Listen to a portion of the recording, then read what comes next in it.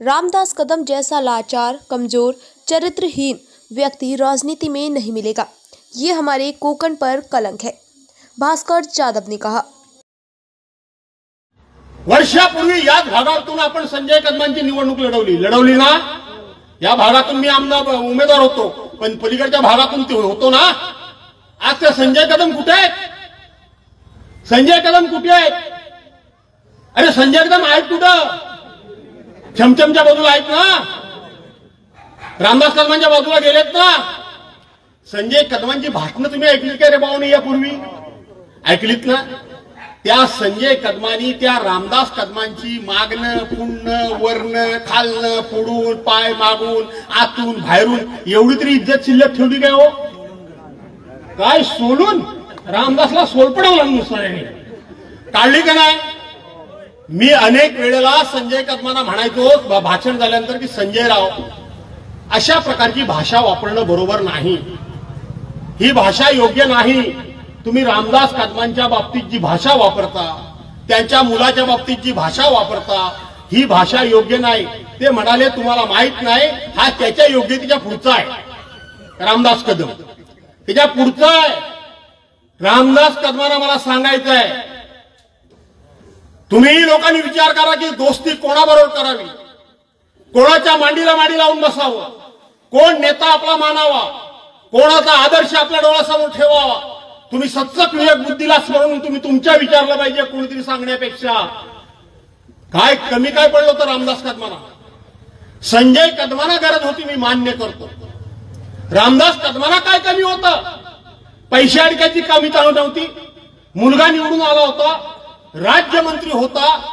तुम्ही सुद्धा तुमचं आता झालं तरी सुद्धा तुमचा आत्मा तडमडतोय, पण 4 वेळा नाही 6 वेळा आमदार झालात, विनोदी पक्षनेते, काय विनोदीच ना, विनोदी पक्षनेता झालात, पर्यावरणाचे आमदार मंत्री झालात, पर्यावरणाचे मंत्री, पर्यावरण म्हणजे पर्यावरणाचे पयावन त्याचे मंत्री तुम्ही झालात। एवढं सगळं मिळाल्यानंतर तुमचं भाषण काय?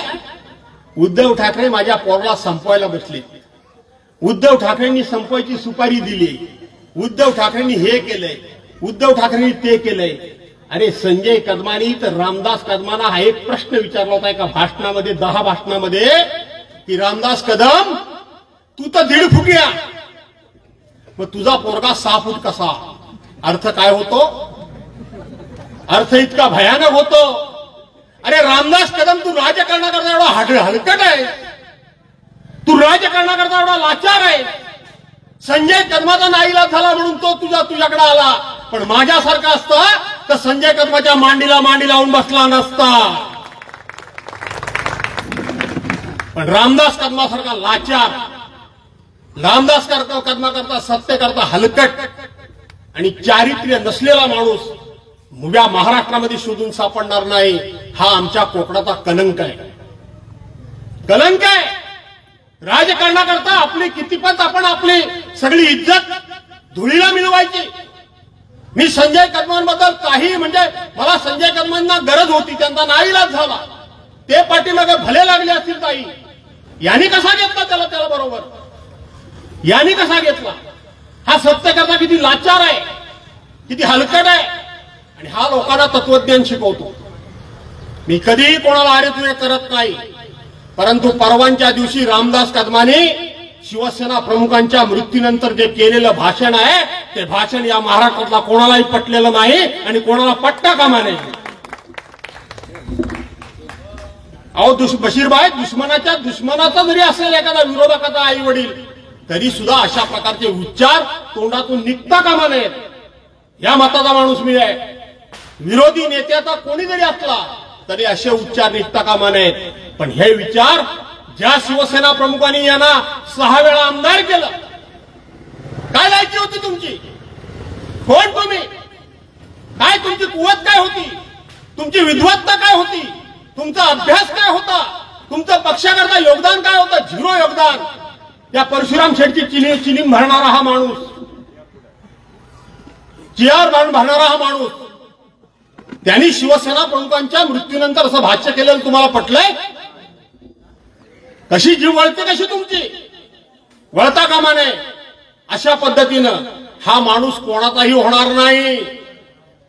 हा माणूस आपल्या आई वडिलांचा नाही, हा माणूस शिवसेना प्रमुखांचा झाला नाही, हा माणूस त्या ठिकाणी उद्धव साहेबांचा झाला नाही, हा देवेंद्र फडणवीसवर काय काय बोलला होता आणि देवेंद्र फडणवीस याला विचारलं होतं, रे गाड्या तुझा पगार किती, ती क्लिप आहे ऐका नाही, हा त्यांचा झाला नाही.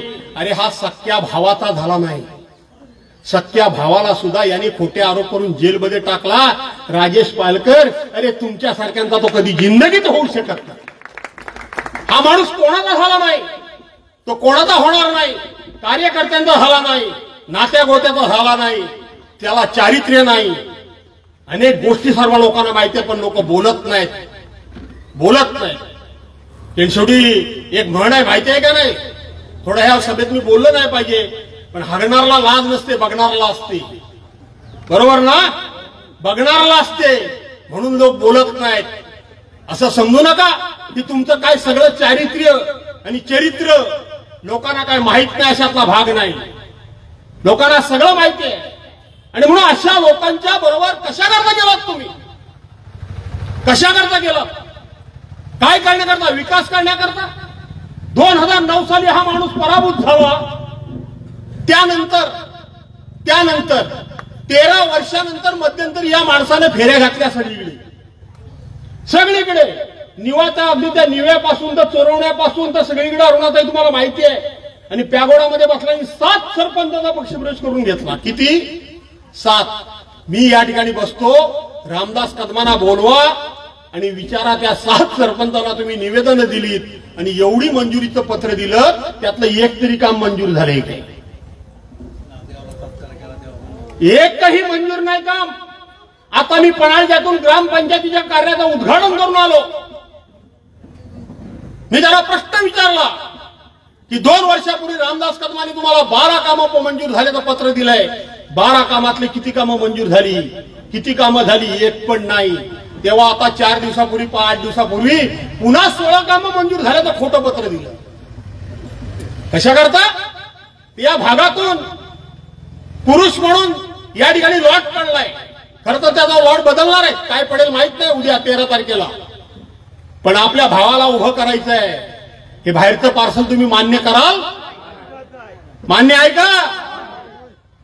कशा करता हे सगळं चाललंय? खोटं नाटं, लोकांना फसवायचा, लोकांचा विश्वासघात करायचा. आपल्या बरोबर 25-30 वर्ष काम केलेल्या माणसानं थोडीशी आपण त्याची साथ सोडली, त्यांनी नाही सोडली, तो आपल्यापासून बाजूला झाला की त्याच्या लगेच चौकशा लावा. हे इथं बशीरबाई बसले, आयुष्यभर त्यांच्याबरोबर त्यांनी काम केलं. यांनी सांगावं हे वाळूचा धंदा हे करत होते, त्याच्याबरोबर असताना करत होतात की नव्हतात? मी कधी त्रास दिला? कोणाच्या पोटावर मी मारलं नाही. पण हे बशीरबाई इथं माझ्याबरोबर राहिलं तर एवढे मोठं डी काय ओरडत असतो, नुसता मागं फोडबिडी आहे. एवढे डी वाळूचे. अरे तुझ्या बरोबर होता, तुझे काही डोळे फुटले होते काय? तुझे डोळे फुटले होते? कोणाबद्दल काही बोलायचं, मुस्लिम समाजाबद्दल काही बोलला की नाही बोलला? आणि मग मुस्लिम समाजाच्या घरात जाऊन ती माझी ना क्लिप माझी नाही, ती दुसऱ्याची. आता मगाशी मी चाललो होतो, अंकुश आहे का रे मोबाईल, तो चाललो होतो आणि सहज आपला मोबाईल चालत होतो आणि एक मला क्लिप ऐकायला मिळाली, मी याच्या अगोदर ऐकली नव्हती. तो कोणतरी हेमंत पाटील आहे आपल्या संभाजीनगरचा, त्याच्या नांदेडचा आहे तो, त्याच्याशी हा बोलतोय रामदास कदम की ओबीसी आणि मराठी यांच्या आरक्षणामध्ये ओबीसी समाजाच्या विरोधात मी कोर्टात कसा गेलोय, मी खर्च कसा करतोय, मी ओबीसी समाजाला मी जवळ कसा करणार नाही, त्यानं त्यांची आमची रोटीबिटी कशी व्यवहार होत नाही. आणि आजची गोष्ट तुला सांगतो, 7 नोव्हेंबरला आपली तारीख ठरलेली आहे, मी वकिलाला पैसे दिले, मी कोर्टात गेलोय. दोन्ही बाजूने बोलायचं. इकडे ओबीसीला काय सांगायचं, आम्ही तुमच्या मागावर. तिकडे मराठ्यांना काय सांगायचं, मी ओबीसीच्या विरोधात आहे. हे असलं दुहेरी काम भास्कररावांनी आयुष्यात कधी केलं नाही. कधी केलं नाही. मुस्लिमांना काय सांगायचं, अख्ख्या देशात, अख्ख्या राज्यात सर्व धर्म समभाव कुठं बघायचं असेल तर माझ्या खेळात या. तेच भाषण. अरे मेरा तुझा भाऊ बघायला जात नाही, कोण तू तुझ्या भावाला जेलमध्ये टाकलास. अशा माणसाबरोबर गेला. राजेश, पाण्याची योजना झाली का पुरी? पाण्याची योजना मी आणली. हा मुलगा माझा जिल्हा परिषद अध्यक्ष होता. कॉन्ट्रॅक्टर रामदास कदमांनी दिला. त्यातला सब कॉन्ट्रॅक्ट म्हणून बशीरबाईंनी एक विहीर खोदायला घेतली. या पोराला हाताशी धरून, या राजेशला. नेत्यांचं काम काय, ह्याला हाताशी धरून त्याचे पैसे बुडवले आणि त्याचं काम अर्धवट पाडलं. अरे पण गावाच्या तोंडातला पाण्याचा घोट तुम्ही काढून घेतला. याच्याबद्दल काय विचार कराल की नाही? झाली नाही ना ती विहीर पुरी? आपलं ते पाणी योजना का झाली का नाही झाली? पण त्याचबरोबर या खाडी पट्ट्याला पाणी मचूळ पाणी जातं. आपण बैठका घेतल्या, आपण विचार केला की खाडी पट्ट्याला जर मचूळ पाण्यापासून वाचवायचं असेल तर इकडे कुठेही दुसरा आभार नाही, तर कोंडे गावामध्ये धरण बांधल्याशिवाय पर्याय नाही. आणि ते धरण बांधण्याचं काम आपण केलं. हा काय सांगतो मोठे एवढे घशान, मी मी मी मी मी आणलं. अरे काय काय काय आणलं काय? तू कोयनेचं पाणी आणतोय 40 वर्ष, आणलं का नाही? 67 टीएमसी 68 टीएमसी माझ्या खेळला पाणी मी देणार. मेला बोलतेला तेच बोलायला लाज सुद्धा वाटत नाही. आता पोरगा पण डीपीसी मध्ये तेच बोलतो येण्यासारखा. तोच बोलतो पोरगा. कोयनेचं पाणी म्हणतो मी तर आणणार आहे. अरे तुझ्या बापान कधी आणला नाही काय? काय बडबडतोस वेड्यासारखा? कोयनेचं पाणी एकट्या खेळला आणायचं किती कोटी रुपयाचा खर्च, तुला कोण देणार आहे पैसे? कुठून देणार आहे पैसे? त्याच्याऐवजी इथल्या इथं सोय करा. आहे ते कोंड्याचं धरण, ते पूर्ण झाल्यानंतर खाली तुमचा सगळा पाण्याचा प्रश्न मिटेल.